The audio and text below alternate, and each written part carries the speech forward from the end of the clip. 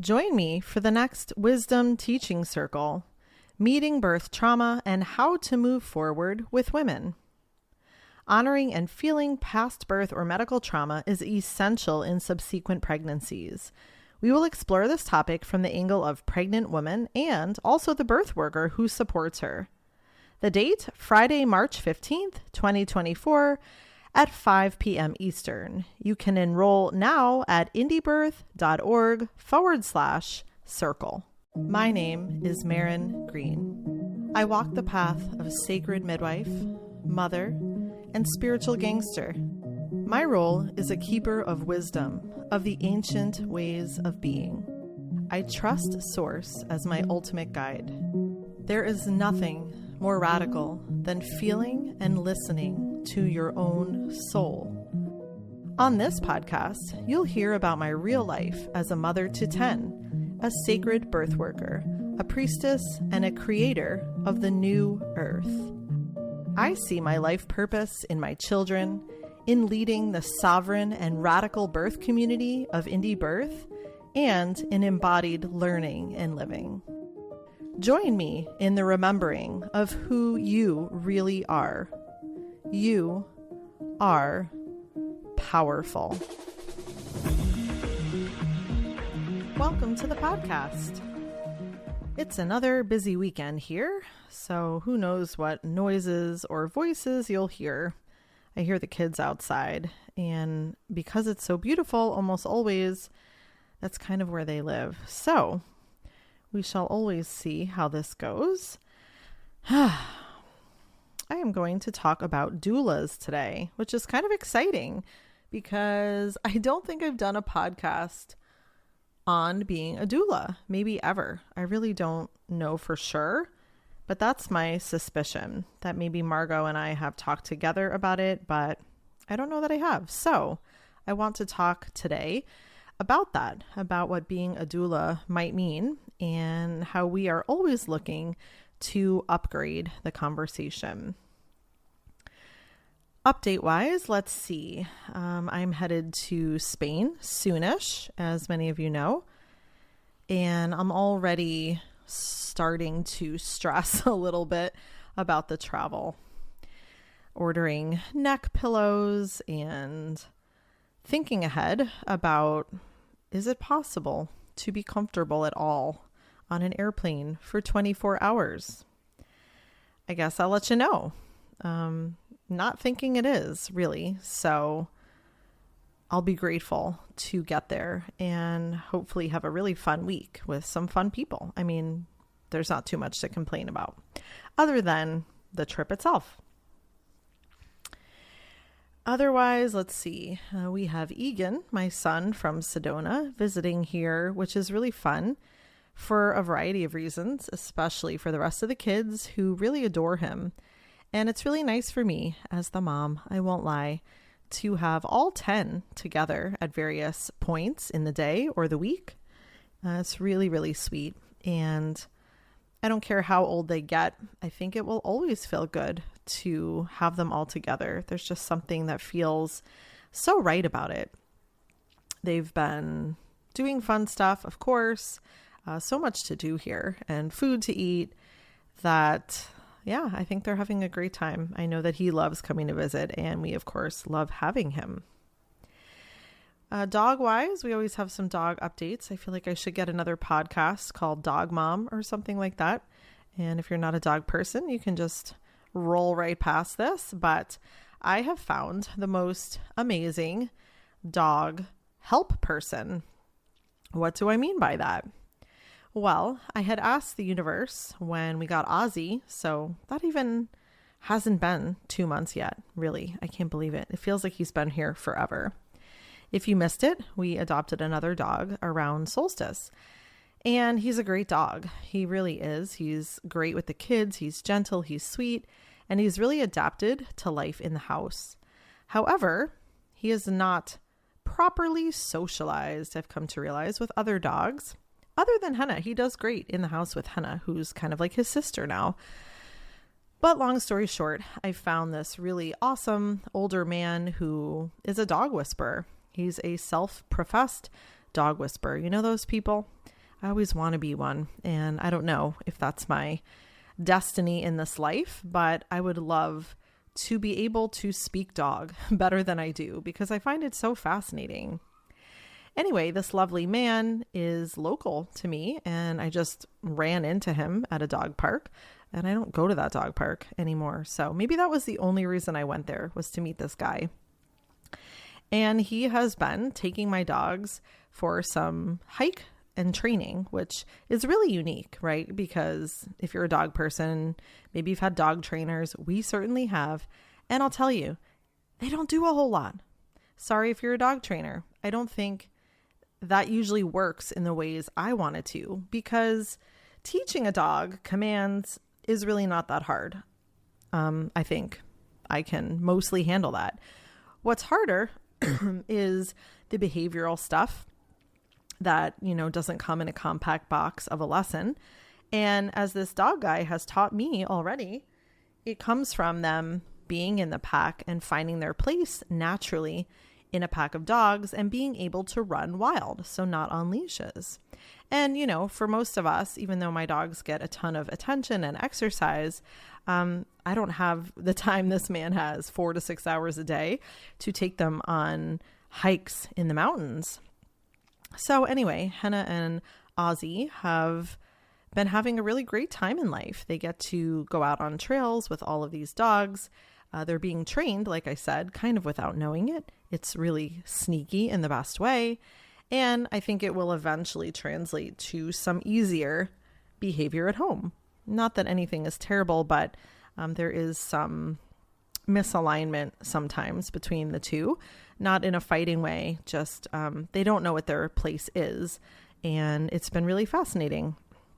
So if I somehow gain a lot of hours someday, I may go out on these hikes or, go a couple of times and just observe and learn this language, learn the language of dogs even more clearly than I do, which would be so fun, such a fun education. So if you're a dog person, you probably liked that, right?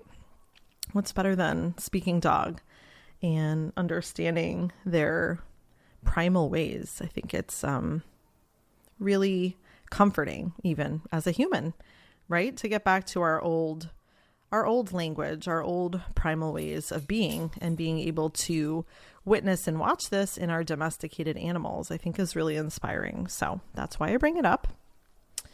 Last but not least, for an update, I didn't know if I was going to go into this. Perhaps I will for a moment, but living here in Hawaii is interesting on the midwifery front.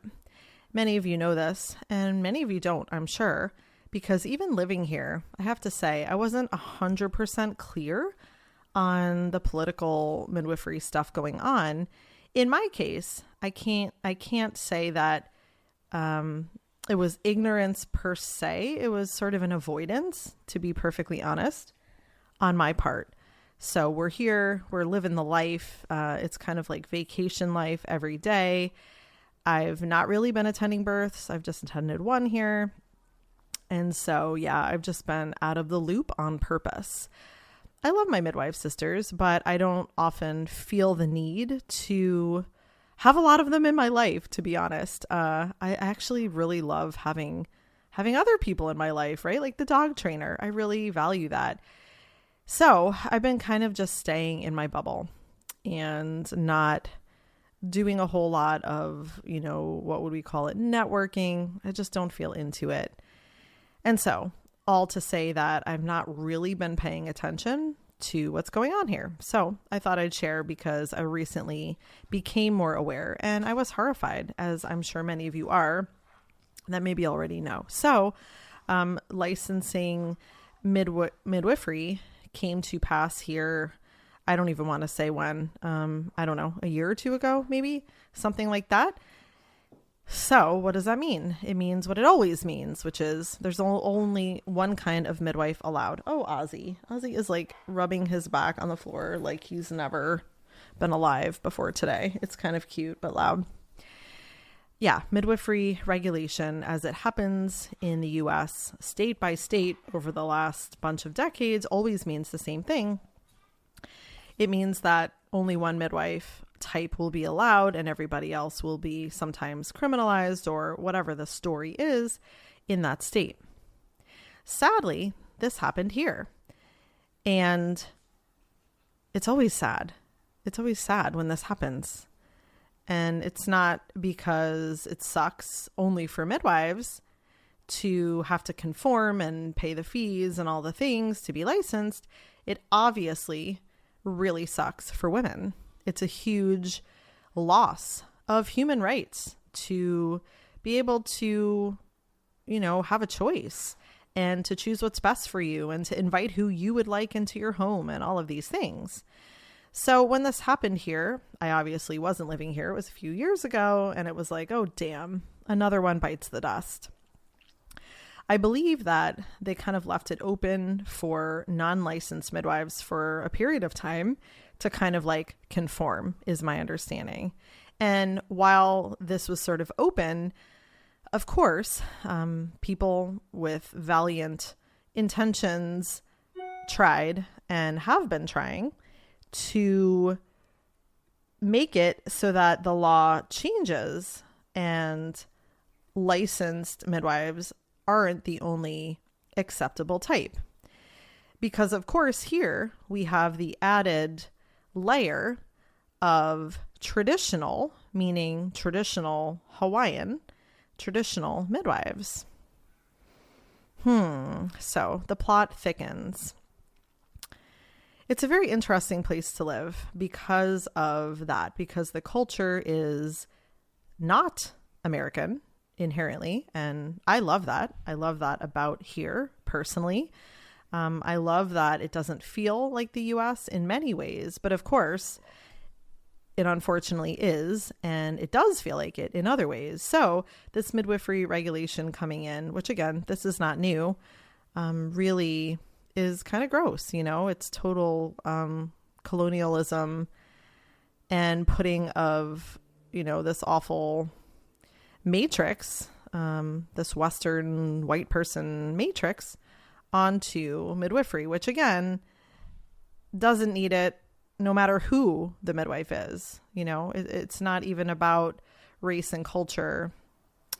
Ultimately, I think it's just about people having a choice. And of course, protecting traditional practices, of which there are many in many cultures and in many places. So that on its own isn't a new thing. It's just that here it's held more preciously, of course, by the people, which it should be. But ironically, as preciously as it's held by some people, the more ridiculous the politics have become. So, as the law is written right now, there is no exemption of any kind for anybody that does not go through the hoops, the meek accreditation and all the bullshit and paying the fee and blah, blah, blah, blah, blah. There are no exemptions at all. And here's the real news, I guess, to me.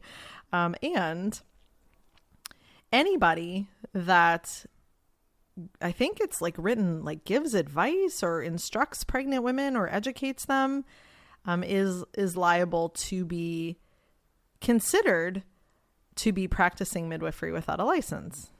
So it's incredibly stupid. It's like embarrassing to even say because, this is coming from other humans. It's just embarrassing that other humans have become so ignorant and their ignorance is allowed. So that's kind of where I'm at. So in other words, it doesn't matter if you're whatever, a birth attendant, a spiritual midwife. It doesn't matter if you're a doula. It doesn't matter if you're a lactation consultant. By the letter of the law, which, of course, I don't care about really. By the letter of the law, the people that do care, I guess, will stop doing all things birth related, which is insane and isn't just reducing options of midwives.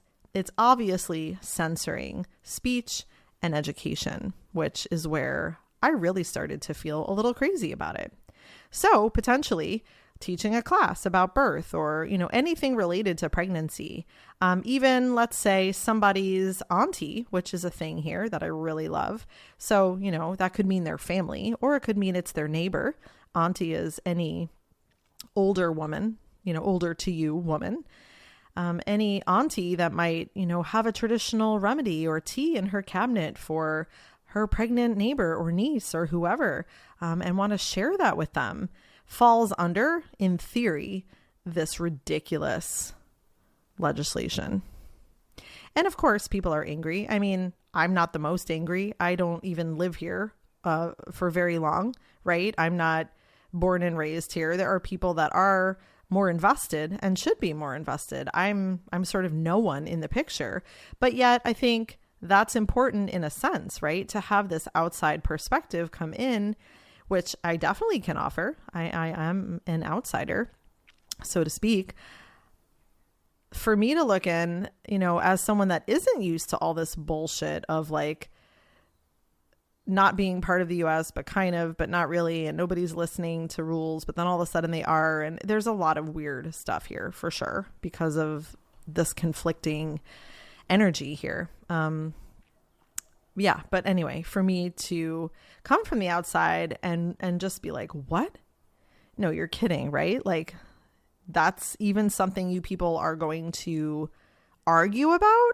Like if this were my planet, which it's not, but if this little island were my planet, everybody would just proceed, keep doing what you're doing, do even better, teach more classes, take on more clients, like you don't ask for permission, in my opinion, at this point of complete idiocracy. It's complete idiocracy. You ask for permission if you're allowed to teach pregnant women now? I mean, come on. So I don't know what will happen. Like I said, it doesn't feel like my place. However, I'm sure I will proceed with whatever I was going to do whenever I am going to do it, which I'm not quite sure for my own reasons when that will be. But I can assure you, if I am here and I do decide to do any of it, I will do it. There won't be concern for all of this nonsense, which, like I said, goes way beyond reducing home births, goes way beyond being scared of midwives. It has now infringed upon just basic human rights and the ability to acquire information.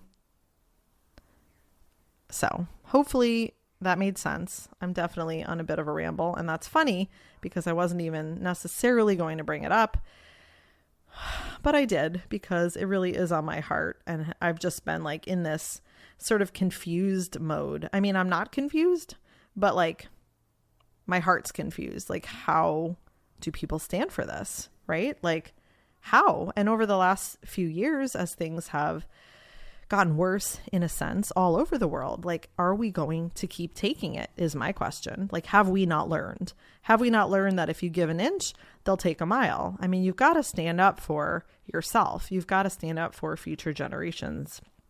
So I guess stay tuned for what? I don't know. You can pay attention, of course, to just the politics in Hawaii in general. I learn most of what I learn on Instagram, actually. I'm not, like I said, involved intimately here with that scenario. And truly, although I support everyone to follow their own truth and path, I hope they sure do. I am not going to be investing any energy in that fight, so to speak, because to me, it's not a fight. You know, there's right and there's wrong, and we all must choose our morals based on our own internal compass. I don't really think that the law is what's best in this case and in many cases. So that's me being the anarchist. I'm sure many of you feel the same. Okay, well, almost 20 minutes in here. I was going to dive into doulahood today. I'm not sure what will come out of my mouth because there's so much to say. My own personal history with doulas goes back to my very first birth. I was reflecting on that today. for some reason. Maybe it was this podcast. My doula, the first one I ever had, really did make a difference in my birth. But yet it wasn't really for the reasons that I think a doula is traditionally hired, which I definitely want to talk about. I was so grateful for just having someone present that had some experience. And looking back, the doula I had chosen almost 22 years ago now really wasn't very experienced. I think I was maybe like in her first 5 births, which everyone has to start somewhere. So no judgment there. But I didn't hire her for her experience. I didn't hire her for her hip squeezing ability.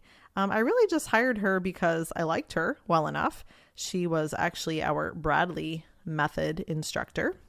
And it was just nice to have another woman around. So that was my entry into doulahood. And I think I kind of fell into it in a sense. She was our, like I said, Bradley instructor. So it just happened naturally. We liked her. We attended classes for 9 or 10 weeks. And it was just the natural choice, just the way you would maybe invite a sister to your birth. It wasn't really because I was after a doula, like in that particular role. I didn't interview anyone else. It wasn't like that. So that's interesting because I think, as I'll talk about, many women do hire a doula for a hospital birth with maybe more specific expectations. I don't know. That's my guess. Based on that kind of doula training, which I feel is so different from what we offer. But the mainstream doula training, right? Like the DONA people, or I don't even know the other organizations nowadays that really just make a doula to kind of be a cog in the wheel, so to speak, a cog in the system, like just another player in medicalized birth. That might sound harsh. I know there are probably doulas listening that are like, hey, that's not my role. And I'm not saying it can't be different or that women don't choose. I think one of the most amazing parts of our Indie Birth doula program is that we do teach something completely different. We do put on the table so many different ways that a doula can look. However, I'm speaking more to the mainstream view and role of most doulas. And most of them do attend hospital births. That's kind of their bread and butter. So, where am I going with this? I think I'm just reviewing for myself what that looks like in the world. Sometimes I have to refresh myself living in my own little bubble. I have to remind myself how it looks out there for most women and what they're choosing. So most doula training programs are really focused on this advocacy, perhaps, idea, right? Advocacy, like you are the one that helps get the decisions made in the woman's favor. You're her advocate. You might also be her intervention fact checker. So, is this safe? Should I do this now? Should I get the epidural? Should I let them do this? Right? Kind of your information source, perhaps. And helping with the intensity, the pain, the sensations of labor. I feel like it's pretty solid to say that also is a huge piece of most doula trainings, right? I said hip squeezes earlier, and I'm saying it half jokingly, but I think there is some reality there. They have, often a bag full of tricks and the peanut ball and the essential oils and the rice sock. And I'm not demeaning any of that. I mean, a lot of those things can be really useful in labor. The question is that the role of a doula? And is that the only way that it can look? And of course, we would say here at Indie Birth that those are skills to have. having a bag, having tools, having equipment, having remedies. Although, side note, in some of those more mainstream doula programs, some of those remedies are off the table, right? If you know anything about some of those programs, my understanding is there's a very strong focus on, what's allowed, like what are you allowed to offer? Is it in your scope of practice? And because it's not a real intense training, also because they don't really want their ass on the line, the training organization, I'm sure, many of them just keep it simple. And again, there's nothing wrong with that. I can see keeping it simple in a way, but we, of course, feel like women that want to serve other women in birth aren't idiots, and they can weigh their own intuition, their own desire to learn a certain skill set, and have integrity and transparency in offering that to women so that the woman can choose, rather than the training program saying, oh, you're not allowed to X, Y, and Z, whatever it is, right? Use essential oils, use herbals, attend home births, like whatever nonsense they've put into their rules and regulation. Funny, right? Because we were already on that topic. So there are sort of rules everywhere around birth work, around what women can do. And I'm still waiting, maybe you are too, for the day when people just get more in an uproar about it and are less complacent. I don't live from a place of anger, but I was listening to, I don't know what it was actually, a podcast, a YouTube, something like that, where this woman was talking about, conscious anger and how we are too complacent in the world. And I totally agree. And I think birth work is one of those places. There's lots of places. There's environmental stuff, right? There's things with our children. There's all kinds of ways that we turn a blind eye. And really, it's because of overwhelm. It's because of trauma. We can't take it all on. We can't. So I'm definitely not offering that you should, or I should. And for so long, doulas kind of fell to the wayside, even in our own work through indie birth, because we just weren't ready. We weren't ready to tackle another thing. But the world of the doula has become so important to us, ironically, this many years later, because like I'm saying, I think there is this conscious anger there, this righteous anger that women who are birthing, no matter where they birth, no matter what they're choosing, really deserve the attentive love of another woman that is skilled and trained and intuitive and aligned with her. There are so many women practicing as doulas in the world. I mean, do a quick Google search just in your area, and you'll probably find a lot of people hanging a shingle. Again, that's great, perhaps, right? Doulas have become more mainstream than they were 22 years ago when I had my daughter. I know that. And I'm not going to get into insurance covering doulas and all these other weird ways that they've been infiltrated basically into the matrix, into this medicalized chaos that we call the medical model. But I know it's true. And that's what happens in some cases when things become more visible, if they choose it, right? Like, so if women who are doulas choose it, and I think it has been chosen by some to go that route, again, to become just this cog in the wheel. I don't have another way of saying it, just to become like the middleman, just to become this is your business. So you're just literally taking on any client that is having a baby. You really don't have your own unique nature there. You're just XYZ doula trained by XYZ organization. And, it's not mine to say those people aren't making a difference. It's just not very individualized. And again, this idea of anger, can we do better? Can't we do better? Can't we do better than we're doing in this country and in the world?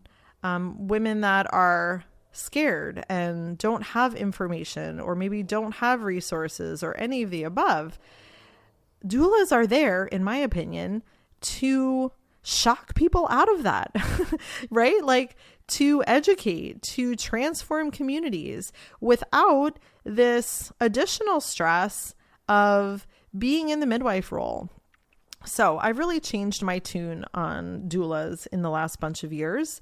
Like I said, before we started offering a doula training, which was a long time coming, I have to say, I really wasn't so positive for the reasons I've described. I really felt like, mainstream doulahood is just not my jam. They're just getting trained. They don't really know this or that. They're not really customizing their care and all of the things. And let's just leave it alone. And even through my own experience as a midwife student, particularly, I saw lots of doulas that just seem to have no presence. Like, I can think of one birth actually where there were two doulas and it was like a comedy show. These women couldn't stop doing, right? So that's a joke out there, I'm sure. Doulas and doing, like, those two things don't need to go together. You do not need to do to earn your keep as a doula. But these doulas, if I'm remembering this birth from, it was nearly 20 years ago now, but it was a comedy show.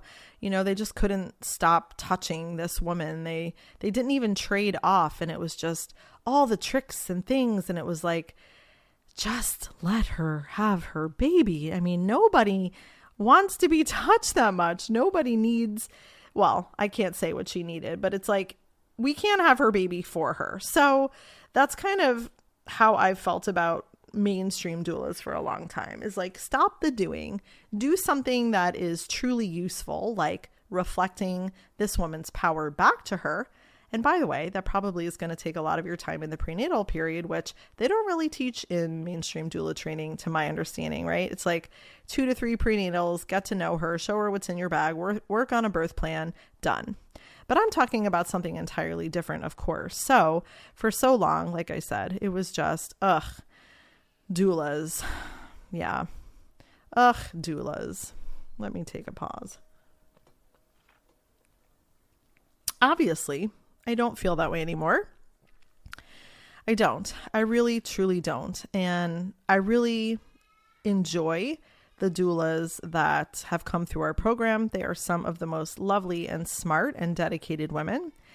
And I love that I've seen the shift I wanted to see all of those years ago in these women, because, they're right for our program. Number one, they are on a soul path of service. It's not just a way to make money.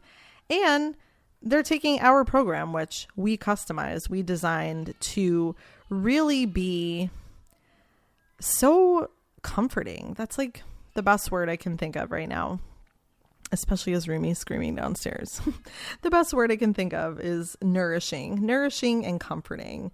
That to me is ideal for anyone that sits in this role of sisterhood service. That's what a doula is. It's being in service to the sisterhood in the way that is aligned and right for your own soul, which, getting back to our doula program, has always been about, what does that look like for you? And I think because the doula program is so much shorter than the midwifery school, we get to see people kind of like transform quicker. We have women that come into the doula program regularly that have never been to a birth, have never done anything really doula related. They work hard for the 4 months. They attend the calls. They are on it. They do their projects. And literally a month to a couple of months after they finish, they're posting on our social that, they've attended 4 births and, they went great and the clients feel so perfect for them and their soul is so fulfilled. Or maybe they're offering postpartum care and feeling like they're on the right track with that. And it is so heartening. It is so fulfilling personally, really. I get a lot of personal fulfillment out of watching women follow their own souls through this path of sisterhood and service. There's not one way to do it. And I think that's the downfall, again, of most programs, is teaching this cookie cutter way that doesn't take into account you as the woman, as the doula, you with your own experiences, your own fears, your own traumas, your own relationships, all of those things, just like in the midwife role. I mean, it's not that different. Just like in the midwife role, those things are important. And it's funny that it took me so long to see the vast similarities, of course, between the doula and the midwife role. I just never saw it like that. I mean, that wasn't what I was visibly seeing with my eyes. Again, I can think of so many sort of funny doula stories from a long time ago, where it was just like not the model that I would ever put out into the world myself. I think it's also worth mentioning, that there is always this pendulum swing, and it's happening, I think, in life largely, but definitely midwifery. I've talked about it. And I do think it's happening in doula world as well. And by that, I mean, we have kind of these like vanilla mainstream programs that are just cranking out women and certifying them, whatever that means, as doulas.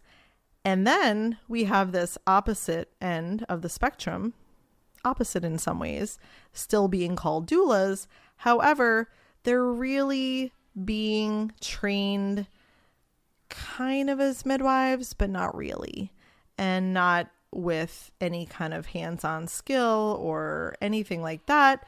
It's kind of like a doula that maybe knows a little bit more, or maybe is just more confident. I mean, that doesn't necessarily mean anymore, but these are often the doulas that are putting themselves out there for things like free birth. And while that's a whole other podcast, I think it is in direct opposition, in a sense, to the first group that I was referring to, if for no other reason than often the first group is restricted or not allowed to attend a birth on their own. So with this, pendulum swing, you have a lot of women that maybe they are wanting to be midwives, and that's why they've chosen this other route. Or maybe they actually are midwives, but they're afraid to call themselves midwives because of politics or where they live. So those women also fall into this group. And then, of course, as I always comment on, with the rise of free birth and people attending free births with little to no education, it kind of just falls into that category of like, anyone can attend a birth. I mean, I had a baby and it just fell out, so I'm qualified to sit with women. And I wouldn't debate the qualification of that necessarily. I mean, anybody can sit with a woman. But again, there's this set of doulas that pretend to maybe have more experience than they have. And if push came to shove at a free birth, I've heard so many stories. They do give medical care. They maybe give more medicalized care than I would. They're doing all kinds of crazy things because they think that that's in their scope, and, that's maybe what they're being hired for, or it's just kind of a mess. And doula, for all the reasons nowadays, has come to mean kind of anything you want it to mean. And actually, in our doula program, I wouldn't debate that either. I think the whole point of our training is that doula can mean, in a sense, whatever you want it to mean. We have this expectation, I suppose, or hope that the students that are in our program aren't just blindly attending free births or putting themselves out there as like cheaper midwives, but are truly following their souls. So again, what does that mean? That means that a doula doesn't even have to attend a birth. She doesn't have to. There's no definition anywhere that says you must always attend a birth if you call yourself a doula. I think there are doulas who can do all kinds of creative things, and education and teaching in the community, or maybe providing miscarriage support, right? There's all kinds of roles in birth work, and really not enough words. So that is my blab for today. I'm not entirely sure where this left anyone listening. I think for me, it's a great reminder to keep going on what Margot and I often consider the middle road. More than once a week, we say something along these lines, like, we're not all the way over here and we're not all the way to the other side. We're not really extreme in our practices. I feel we are more grounded, perhaps, and really just in that middle space of trust for women, trust for women who are in their integrity, right? And are taking their own steps in their own lives to figure out what's right for them, and not looking for anyone to tell them what's so, right? Whether it's, again, just being a run-of-the-mill doula, so to speak, or whether it's being a doula kind of outside of the system in whatever way that looks, right? Not looking to anybody to define you. And that is really the crux of it all. Whether you're a midwife in our training, or a doula, or whatever word you would want to use, we're really, of course, always holding space for everyone to find, to locate, to identify that feeling within themselves that is this call. We all have heard, if you're listening, I'm sure it's true for you, we have heard, or maybe are in the middle of hearing, this call to birth work. So leaving you with sitting with that, sitting with what that call does in your body, where you feel it, what it feels like, what it looks like, what it sounds like, and what it wants you to do. I think that is the best way I know how to teach and how to hold space, because I truly don't have the answer. I am also following myself, but I'm me and you're you. So for each of us, sitting with where we feel the call and following what the next steps are. I think where the sisterhood comes in is in the listening. There is a witness often, right? And this is true of birth as the birthing woman. I think this is true as someone on the birth path, doula, midwife. We are also looking to be seen.